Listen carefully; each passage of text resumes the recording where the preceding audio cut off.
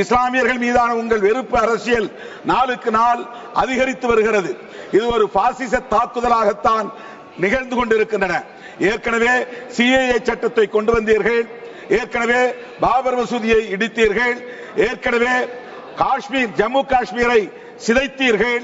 இன்றைக்கு இப்படி ஒரு சட்டத்தை கொண்டு வந்து இஸ்லாமியர்களுக்கு எதிரான வெறுப்பு அரசியலை நீங்கள் விதைத்துக் கொண்டிருக்கிறீர்கள். இது வலதுசாரி பெரும்பான்மைவாத பாசிச தாக்குதல் என்று சுட்டிக்காட்டி இதை நான் வன்மையாக கண்டிக்கிறேன். மேலும் இஸ்லாமிய சமூகத்தினரின் ஒற்றுமையை சீர்குலைக்கும் வகையில் ஆகா காணிகளுக்கு தனி வக்ஃப் வாரியம் என்றும், ஷியா முஸ்லிம்களுக்கு தனி வக்ஃப் வாரியம் என்றும், போரோ முஸ்லிம்களுக்கு தனி வக்ஃப் வாரியம் என்றும் நீங்கள் அறிவித்திருப்பது மிக மோசமான ஒரு பாசிச தாக்குதலாகும்.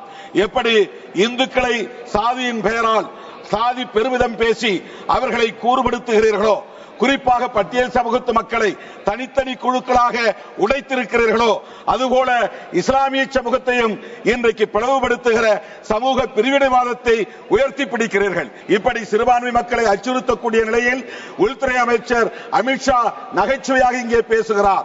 காங்கிரசும் காங்கிரஸ் கூட்டணி கட்சிகளும் தான் இஸ்லாமியர்களை அச்சுறுத்துகிறீர்கள் வாக்கு வங்கிக்காக என்று ஒரு நியாயஸ்தரை போல இங்கே நடித்து காட்டுகிறார். இந்த போக்கை விடுதலை சிறுத்தைகள் கட்சி மிக வன்மையாக கண்டிக்கிறது.